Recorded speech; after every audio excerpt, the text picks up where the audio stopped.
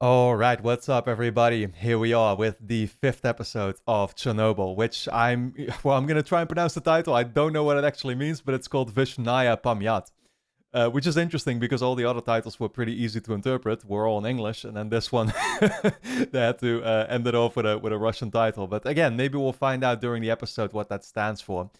Yeah, that being said, I myself have taken a little bit of time here actually getting ready for the final episode. I think it's been about 2 weeks on my end since I watched the last one, and yeah, not for any specific reason. I mean, I just had a bunch of other things coming up, but I do think with a series like this, you want to take it in, you want to process everything that happened, and you want to make it last in a way too. As again, as horrifying as the scenarios are, right? And all the events that unfolded, the episodes are incredibly powerful and they leave such an impact on you. But therefore, yeah, again, man, you just want to take it in as best as possible. And that last episode, especially, I just didn't really see it coming because I felt like we were starting to get into this aftermath situation. And maybe in some way we actually were when you consider Legasov's storyline, finding out the truth, I guess, which is still going to play a big part. And I think the main part, honestly, in this last episode, speaking that actual truth, right? We're going to see if he's going to be willing to do that. And I have a feeling that he will be because we kind of know already from the way the show started that like they're still going to be trailing him for a while there. Well, yeah, again, I mean, if he had already spoken the truth, then I guess that wouldn't really be much of a person to, much of a reason to trail him. So I'm kind of going back and forth there on the spot right now. But I mean, what I meant to talk about is that the last episode took so much of a detour, still nonetheless, as well, right? Where it suddenly introduced us to a whole new group of people, a small squad, 3 guys, right? And they were put on this insanely vicious mission, which was essentially to get rid of all the animals in the vicinity, right? Because they were all radioactive now. And yeah, like at first, I don't know, I'd kind of consider like, oh, they just mean like forest animals, deers, this and that, right? And then you realize, no, I mean, every animal means every animal. And so you're mainly going to be seeing them shoot a bunch of dogs and cats, right? And that was just, it was horrible. But at the same time, I can only imagine that yeah, a job like that, it's also kind of a bonding experience perhaps, or it's a mission you're never going to forget about, right? And even for me as simply a casual passive viewer, seeing it happen, and seeing the couple of scenes that they came up with to make that experience all the more impactful, right? Where they encountered those animals that were already sort of eating themselves in the apartment or whatever.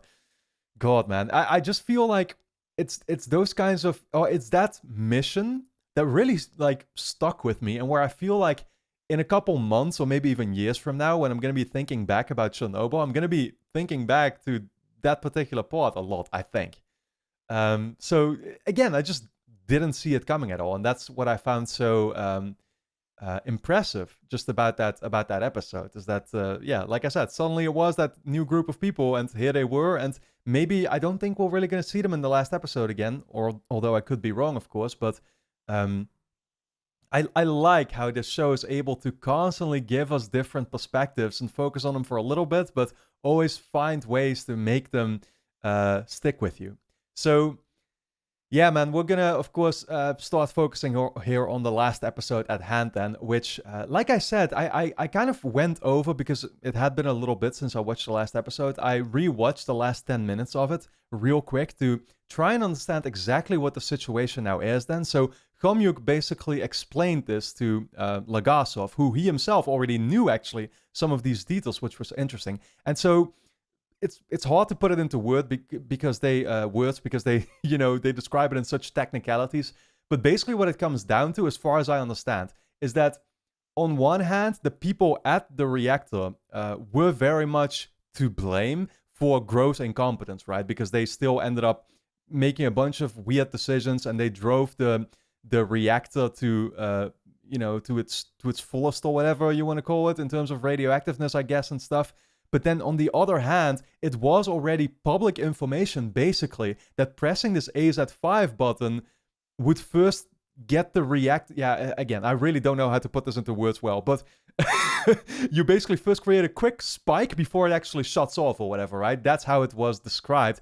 And while this was public information for the Soviet Union, they made sure to hide that evidence because it basically meant that, like, oh, they had built these reactors wrong, or they had never told their crews about this. So on the other hand, like, the Soviet Union is still to blame here too. They should have been open about that, but they didn't want to admit to the fact that they had built these reactors wrong in some kind of way, right? So it's like a case of both are wrong. Like, that's the thing. That's how Legasov also described it. Is like, he would have never thought that this accident could have been possible because you really needed to have a bunch of insanely incompetent people running your reactor to get that situation to occur. Well, guess what? It actually happened. So, yeah, I mean, here I am laughing about it again, even though, of course, it's super fucked up. But you get what I mean. Basically, again, both are kind of to blame, and we know how it's going to work here. I mean, we've seen those hints, you know, throughout the entire show, where, like, yeah, the Soviet Union doesn't want to admit to any of its faults, right? And they're going to try to downplay situations constantly. They're going to try to hide evidence. They're trailing Legasov and, you know, some of the other guys who are trying to uncover the truth because they're worried that perhaps they are going to be finding out something that wouldn't be good for the nation, I guess, right? So, yeah, where again, like, where do we go with this is really the big question, I guess. What is Legasov gonna do? Like I said, if he actually spoke the truth, now that I think about it, completely, or maybe he just kind of hints at it or something, I don't know. But, like, why would they still be trailing him afterwards? Because it's like, okay, everybody knows already, right? Yeah, that's the big question on my mind right now. What's he gonna do to get him to be in that situation where he always has to look after his shoulder or whatever? Yeah, man, we're just gonna find out, I guess, guys. So, like I said, this is going to be the 5th and final episode of Chernobyl. I'm very much looking forward to it. It's great, too, because I recently started a different show, Dark, which, oddly enough, is also dealing with a huge, you know, like, nuclear reactor plant or whatever. And they actually specifically mentioned Chernobyl and how some of the outfall, or the aftermath, I guess, of that, put a lot of pressure, and basically the people leading this other plant now or whatever, you know, they are in, like, huge trouble because of this situation. You get what I'm saying? Because it's basically a PR nightmare where nobody really trusts them anymore following the accident that happened at Chernobyl. It's so great. But that's one of the shows that I'm watching on the channel right now. All that is to say that, like, if you enjoyed my reactions here to Chernobyl, you can, of course, check out some of the other shows I'm reacting to over on the channel as well, which, like I said, includes Dark, and it's definitely a show that I think people who liked, you know, Chernobyl here, you're going to want to watch that for yourself too, because it's a fantastic ride so far. But for now, I, of course, want to thank you all for having watched these reactions with me. I hope you really enjoyed them. Full-length reactions are, of course, still up over on Patreon, which is going to be linked on top of the description should you ever want to check out my reactions to this show in their entirety, because the episodes are, of course, quite long, so keep that in mind. And then for now, make sure you subscribe to the channel, hit the notification bell, and then let's just dive into this final episode of Chernobyl.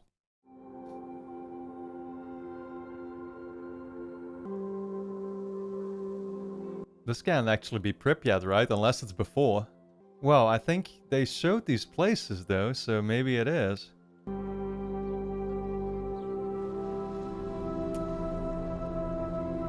Well, they're showing the swimming pool. That's a dead giveaway, assuming it is the same one. Everybody knows about the swimming pool, as well as the little theme park, or, you know, the rides that they apparently put there. Yeah. It is before. Oh, man. Wait, but he's carrying a kid. Is she maybe trying to envision a world where none of this had happened? Okay. Oh, it's 12 hours before the explosion. I guess he was carrying a different kid from his friend. I hear they might promote Brukhanov.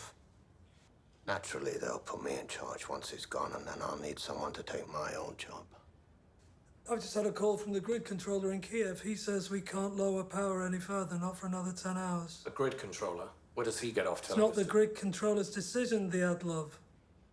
So do we have to scrap it or what? No, I don't think so. No, if we need to wait 10 hours, we wait. Running half power, we're not going to have stability issues. No, I should I'm think... not asking you. It's safe. We'll maintain at 1600. I'll go home, get some sleep, come back tonight. We'll proceed then. Yeah, well, that played out a little differently than you all thought it would, didn't it?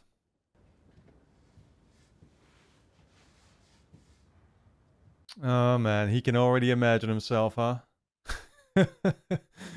Yeah, like I said, that played out a lot differently than you thought it would.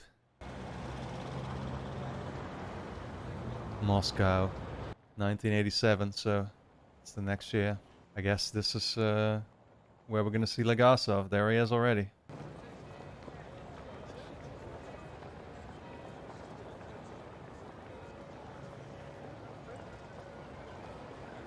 Thought he was thrilled for a second. I guess this guy, yeah, this guy's just looking over his every step. He's his personal tour. How do you feel?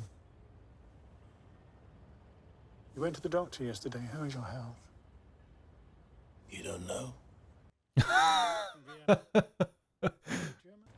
It says, at last, a Soviet scientist who tells the truth. Shit. Turns out you're quite good at this. At what? Lying? Statecraft, Legasov. Statecraft. We have you to thank for that, and we intend to. Damn, okay, so he actually didn't. Hero of the Soviet Union. Our highest honor. Wow. Haven't even given He really had no other choice, though. I don't really blame him. anything up. You gave us assurances. The reactors would be made safe. It's been months. No changes have been made. No changes even discussed. First, the trial. Once it's over, we will have our villains. We will have our hero. We will have our truth. Yeah, that's kind of fucked up, though, because even though you're locking up people that kind of deserve it, I mean, Dyatlov deserved it, let's be honest, you're not locking everybody up. And that's what he talked about at the very start of the first episode. They needed to make their villains, you know, they needed to put somebody to blame. But there were many more that should have been.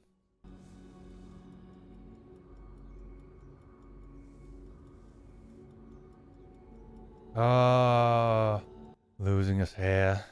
Like, that's the thing. He committed suicide, but he probably wouldn't even have had much longer to go, would he? Did you take a train? Yes, I took a train. Now let's talk about Vienna. She's not gonna be happy. The state will never willingly fix the reactors because acknowledging the problem means admitting that they lied. They will have to be forced. How? At the trial, you're going to tell the truth. They will shoot me. Khomyuk. I can only imagine that he did actually end up speaking the truth then, considering what happened. But if he told the truth here, would that not leak out then to like other countries and stuff? Would that at least stay within the Soviet Union? Because otherwise it would kind of be a weird argument, right? Like, why would he tell the truth now then? What difference does it make?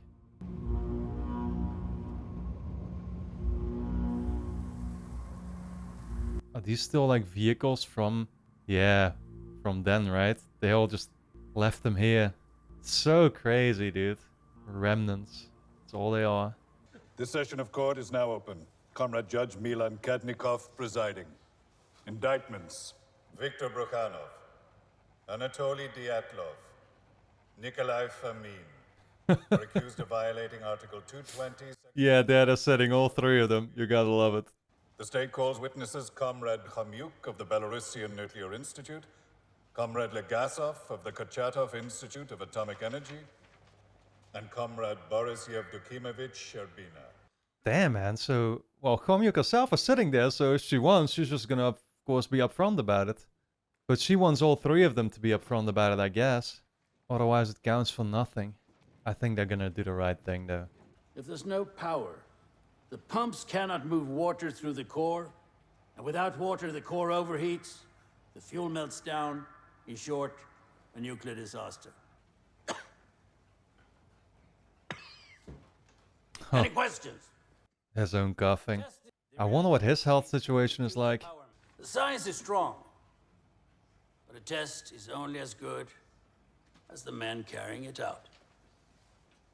The first time they tried, they failed. The second time they tried, they failed. The third time they tried, they failed. The fourth time they tried was April 26, 1986. Well, I think generally speaking, that's all that they wanted to hear. Of course, it's not really diving yet into the Soviet Union's own faults at all. Which is why it's interesting that they're letting Kamyu go first now. Power grid officials in Kiev say that they cannot afford a further reduction in electricity until after midnight. They are asking for a 10-hour delay. That's what we saw. Competent management would have insisted on cancelling the test. These 3 men allowed it to proceed. The guy on the right console looks like he can see his life flashing in front of his eyes. Turbine rundown. They tried it last year. They couldn't do it on the day shift, so they've given it to us. To us? We don't know what... I have to do something I've never done before with Dyatlov looking over my shoulder. Oh, don't worry. We'll do it together. Damn, yeah. I mean, they sure were grossly incompetent. Yes, in the program there's instructions of what to do, and then, well, there's a lot of things crossed out. What should I? Right. Thank you. He says to follow the crossed out instructions. So then why are they crossed out? Oh my god, I would myself go in full-on panic mode right now. Is it too much to ask that you all know what you're doing? Well, yes, absolutely. Switch the turbine off while the reactor's still running. This is not good. Shut the fuck up and do your job. Damn. Leonid Topchenov, the operator responsible for controlling and stabilizing the reactor that night, was all of 25 years old. Yeah, those are the kinds of people you're giving the assignment to. Something far more dangerous is forming. A poison. Is that what she's gonna leave them? Yeah, well, I guess she really needs Legasov to do that final word and to, you know, reveal it. It's not her area of expertise, or it's not her thing to say, to judge.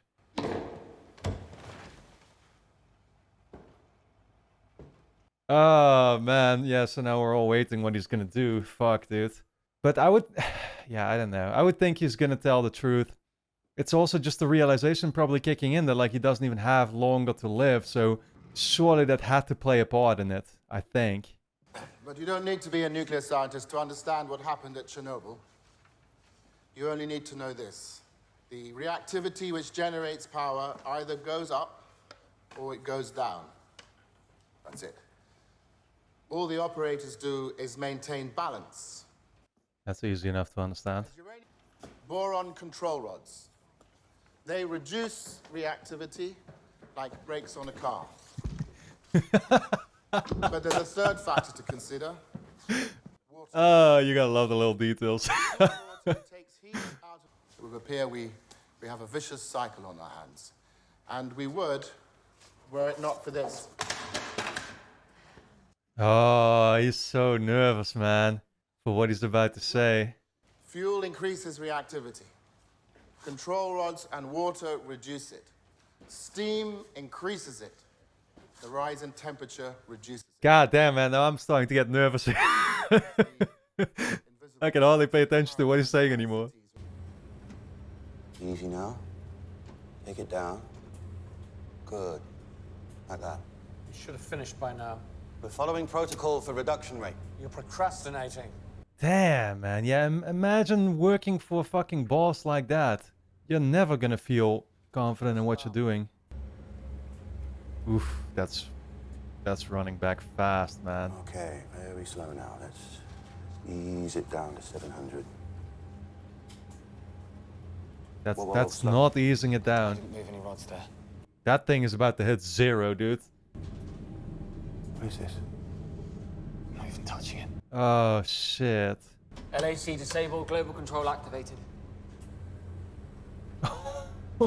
Oh my god. What are you doing? We have to shut all the way down. No. We could be in a xenon pit. We have to shut down, wait 24 hours. No, we're doing the test tonight. Raise power to 700. We can't raise the power from here. The rules. Don't talk to me about rules. If we fall from 80%... No, we fell from 50% of power. 50%, it's even The rules worse. don't say 50. There is no rule. Comrade Dyatlov, I apologize, but what you're saying makes no sense. Raise the power. Wow, he's standing up at least. Good on him. Dyatlov isn't going to do it by himself. He knows to keep his hands off. Raise the power. I would like you to record your command. Raise the power.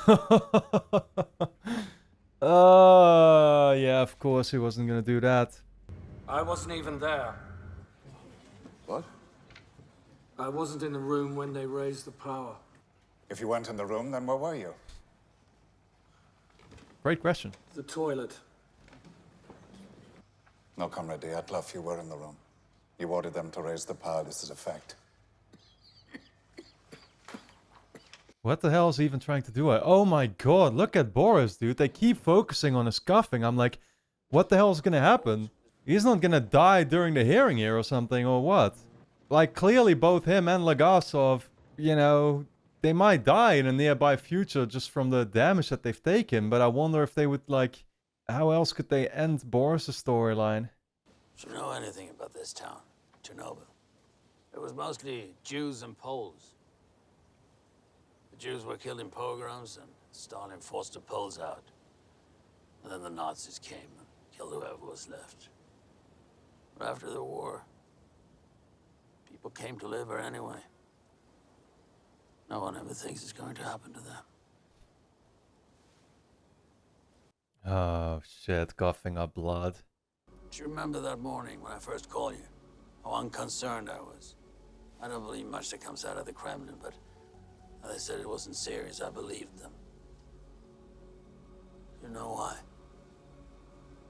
Because they put you in charge.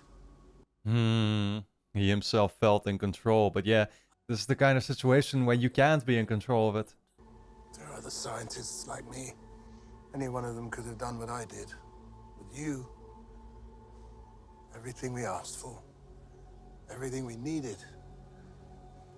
Men, material, lunar rovers. He made sure they got them. Of all the ministers and all the deputies, the entire congregation of obedient fools, they mistakenly sent the one good man. Yeah, man. That's exactly how I felt. I remember the first time I saw Boris being like, oh god, another one of those kinds of people, right? And then that turned around real quick. The reactor is drowning in poison.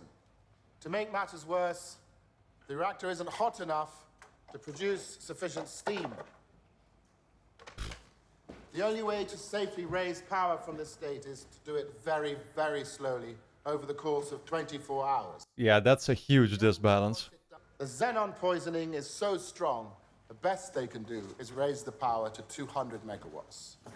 It's 1 in the morning, the test is minutes away. Imagine having to perform under that kind of stress when you've been at it for literally hours at this point. Not even hours, much more than that. Diktayenko, Podemchuk, circulation operators are in the pump room. At 1:22 and 30 seconds, Toktanov sees a report from the reactor's... Shit, dude. We're actually gonna see the reactor core explode, right? Because now I'm thinking back to the first episode, how basically we saw the explosion from the outside and then went back to the reactor core itself. Another few minutes, it'll all be over. Kirschenbaum, when you're ready. We did everything right. We basically went to the control room and the explosion had already happened. And it was just their reaction coming off of it, but we didn't see the reaction itself from the inside. Steam increases reactivity, increases heat, increases steam, increases reactivity. There's nothing left to stop it. We have a power surge, Sasha! Oh my god. Now that's actually exponential increase. In every control room of every nuclear reactor in the world, there is a button with one single purpose. AZ5. Scram or instantly shut down the reaction. You press AZ5, all of the control rods insert at once, and the reaction is stopped, dead. But... This is it. Is he gonna say it? I guess so. What are you waiting for, Legasov? Tell your lies. Comrade Dyatlov, you will not be warned again. Or what? For God's sake, Legasov's already given it away. You said before. Such a fucking bitch. We've heard enough for today. The defendants will be remanded in custody. No, let him talk. I haven't finished. I still have more evidence to give. It's not necessary. Your testimony is concluded. No, it's evidence was something else. We will resume tomorrow. Let him finish. Comrade Robinoyo. Oh shit. Dyatlov broke every rule we have. He did these things believing there was a failsafe, but in the circumstances he created, there wasn't. The shutdown system had a fatal flaw. Shit, man, he's kind of standing up for him. Because I guess Dyatlov didn't even realize that himself, right? These rods are made of boron, which reduces reactivity, but not the tips. The tips are made of graphite, which accelerates reactivity. Why? For the same reason, we are the only nation that builds water-cooled, graphite-moderated reactors with a positive void coefficient. It's cheaper. Oh shit. 123.42.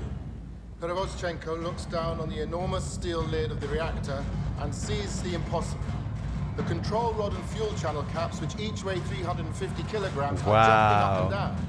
That's how much they weigh? We do not know how high the power went. We only know the final reading. Damn, man. Reactor 4, designed to operate at 3,200 megawatts, went beyond 33,000. Yeah, that's a boom. At long last, we have arrived. 123.45, explosion. Holy shit, man. The chain of disaster is now complete. Wow. Yep, that's what we never saw from up close. They didn't know it. Because it was kept from them. Professor Legasov, if you mean to suggest the Soviet state is somehow responsible for what happened, then I must warn you, you are treading on dangerous ground. I think he's very well aware of that. We're on dangerous ground right now.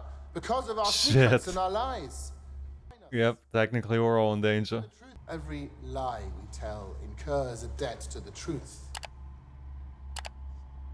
Sooner or later, that debt is paid. Love it, man. Convenient lies over uncomfortable truths. But he must know damn well what kind of consequences are waiting for him now, because he said this. Although it helps that he got to say it in a room full of people and nobody was there to stop him in this moment. You know, that's also why they can't outright kill him, I guess, right? It's like the secret in a way is out. But I guess they still feel like, yeah, I don't know, he deserves punishment for this.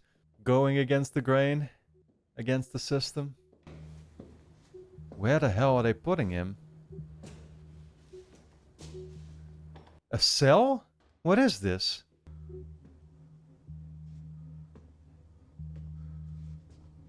What is this, an interrogation? What the fuck are they doing to him? I guess he got what he knew was coming. Is it the KGB guy? Yeah, of course. Valery Alexeyevich Legasov, at the Kurchatov Institute. You were the Communist Party secretary. In that position, you limited the promotion of Jewish scientists. I guess he did a bunch of things that he regrets.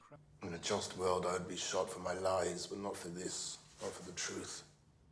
When the bullet hits your skull, what will it matter? Why? No one's getting shot, Legasov. The whole world saw you in Vienna. It would be embarrassing to kill you now. And for what? Again, it would only make it look obvious, right? If they shot him. What role did Shubina play in this? None. What role did Khomyuk play in this? None. She didn't know either.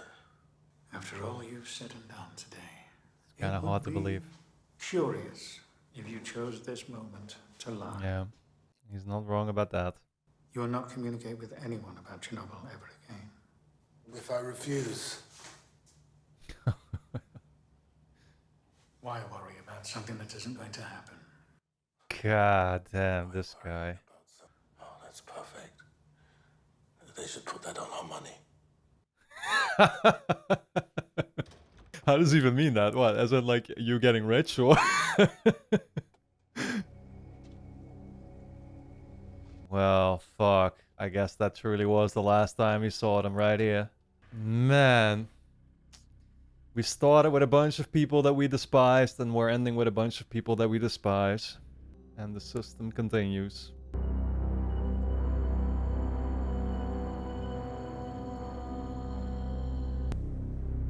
To be a scientist is to be naive. Back to the tapes. The truth doesn't care about our needs or wants. It doesn't care about our governments, our ideologies, our religions. Where I once would fear the cost of truth, now I only ask, what is the cost of lies? It's the very first line he spoke. Wow. Took his own life. He really did. Shit, he existed. Damn, man. Wow, okay. Wow, so because he committed suicide, they actually found out about them. Shit, so it wasn't all for nothing.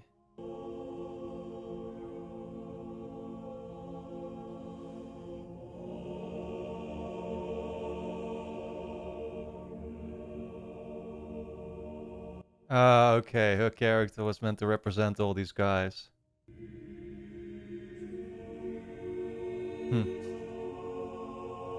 So the real Boris existed too. He had 4 years to live. Oh my god. Wow.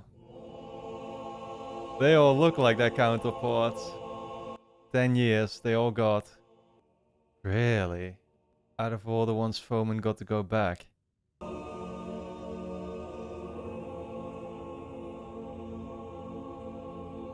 Yep. Man, they even have the the radiation measure instrument in plastic.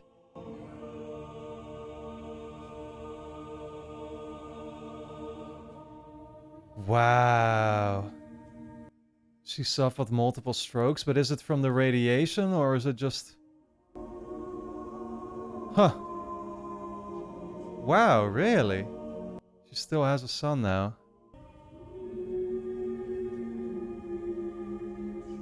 That's so cool how we get actual footage for all these things. 100 of them died before the age of 40.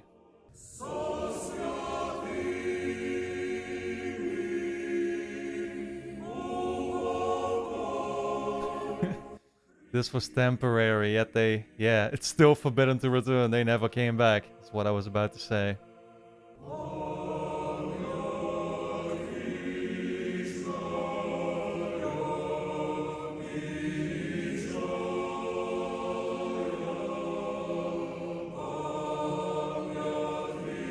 Perhaps the true cause of collapse of the Soviet Union. Wow. Dramatic spike in cancer rates. Yeah, that's what I did know. Highest increase was among children. Imagine that, man. So fucked up. We'll never know the actual human cost. Anywhere from 4 to 93,000 deaths, yeah. The official Soviet death toll is 31. Go fucking figure, man. Absolutely bizarre.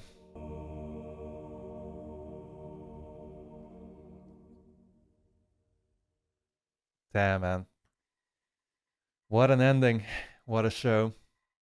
See, and this is why I'm happy that I actually withheld myself from looking up about any of the events of, that happened during the Chernobyl disaster. Or I remember a couple of times during the episodes, I felt that inclination like, oh, I want to know more about this. And then I almost had looked something up about it. But at the same time, I was afraid that doing so would probably get me to find out certain other things that the show might still address. I might have found out that these characters in the show were actually real, at least some of them, right? I mean, Legasov being real, it was a surprise to me. I didn't actually know that. Like, I didn't know really going into this, especially character-wise, like I said, that any of them truly existed. And it made that final sequence here where they go into, like, oh, all these characters that you saw, even the wife of Vasily, right? Like, she actually, Ludmilla, she was called, right? She actually existed too. She's still living with a son, oddly enough, which is like, yeah, that was crazy to realize to me.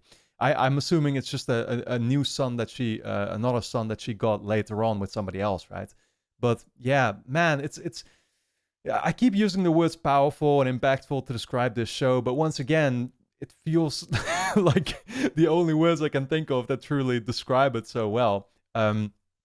I like the speech that Legasov had at the end too about, the truth doesn't care about religion and ideology and this and that. And people, I don't know, to me it really hits home because I'm the kind of person that, you know, how should I put that? I have my own convictions, of course, right? And everybody does, and it's completely cool. But you should always at least be open-minded enough to get your beliefs challenged. And I think that we all go through these phases. I myself definitely did, where for a while I was very convinced about my view of the world, for example, or whatever, right? And I noticed eventually that I just started basically, when it came to any sort of debate, I just started looking for evidence to support my view instead of actually keeping myself open-minded to the truth and being willing to look up arguments from all sides or whatever, right? I think that's something people should do more often, especially nowadays in the current climate that we find ourselves in, where I'm not saying that anybody is necessarily wrong with a certain view that they have. I'm just saying that, all you need to do is keep yourself open-minded to the other side as well. And you'll realize that most of the time, things just aren't black and white. It's not to say that the middle solution or whatever is always the answer either or something, right? I'm not saying that whatsoever. I'm just saying that things can be complex, and you also notice with certain subjects that like certain things work better for certain kinds of people, if that makes sense. Certain beliefs or ways of living, for example, when we're all trying to push our own view of the world on other people. I don't really think that's that's even necessarily something that works. But not to get all philosophical and deep here, I really just liked, like I said, I was also impressed by the fact that they described how Legasov's count of the events and the fact that he committed suicide is what got people to I guess discover the tapes or to put even more value on them, that they all realized like how he was speaking the truth here, and it's actually what brought across change. That's all what it was for, right? That's all that he tried to do, is to actually bring across change. And it's, in a way, you can say it was easy for him to do so because he knew he didn't have much longer to live. I definitely think that if we're being entirely real, that probably attributed to the fact that he was willing to step up. Because, it's just the problematic aspect of life, I guess. Like, you're fighting for survival at the end of the day, and it's only really being presented with the fact that you won't really have much longer to live that'll suddenly get you to not care as much about that aspect anymore. And so you're willing to put other things, on top first, or I don't know how to put it, like as a higher priority. And something that I talked about during the entirety of the show as well, how I couldn't have even seen myself making certain decisions that some people made because I would have realized that, like, damn, I'm putting myself at danger here, right? And actually, it's something that even Boris talked about during this episode, that, like, he himself felt in control. He never even realized, even if what they said to him, like, oh yeah, there's been this disaster and you're going to the, to the crime scene or whatever you want to call it, like, this is potentially dangerous. He heard it come out of Legasov's mouth as well, constantly, right? Like, we can't get too close because we'll be affected by the radiation. And he still didn't really care. And it's interesting to hear him say then that, like, it didn't, I guess, really hit him until he started truly seeing the effects to his physical well-being and stuff, that it daunted on him. Which, yeah, again, man, it's I don't know. I just, once again, I find it fascinating how this show, it gets you to think about so many angles once again, and you truly get to respect some of the people in this show that are making certain decisions that you wouldn't have even seen yourself make. All in all, I thought it was an incredible ride. I'm definitely, now I totally will, continue looking up more about it, even though I already was kind of, I mentioned, I think in the very first episode, that, like, I was always fascinated by what happened at Chernobyl. It's something that I looked up stuff about several times. I usually get these phases on an occasional basis where I, it can be the case for, like, 9/11, for example, right? Or, like I said, Chernobyl, or maybe something else. Usually I get introduced to these things either through like video games, or I'm like randomly, the YouTube algorithm randomly just recommends me something, and then I just go down the rabbit hole, right? And I suddenly start obsessively looking up things about it. And that's what happened to me with Chernobyl a couple of times, and this is no doubt once again gonna be the cause for another one of those type of phases, I guess, that Yeah, I don't know. I don't know what else to say. No doubt, like I said, that I'm going to be looking up more about it. And for now, guys, I really hope that you enjoyed my reaction to, all 5 of the episodes here. Of course, make sure you subscribe to the channel, hit the notification bell so you'll continue to be kept up to date on whatever I react to over on the channel. I am watching a bunch of different shows simultaneously. I'm going to be following this up. I'm not sure exactly by what yet, but probably something live action. As well, so something for you to look forward to. At the same time, I'm reacting to Dark at the moment as well, which, like I said, also actually deals with nuclear power plants, oddly enough, even though it's a very different kind of show. It's much more mysterious, and it's also I will say super character driven and dramatic, although not it's not based on real life events in any way, but super fascinating show. And like I said, it has some odd resemblances to this one, so you'll probably want to check that out. But for now, I want to thank you all a lot for having tuned into all these reactions, and I look forward to seeing you back on the channel, hopefully very soon.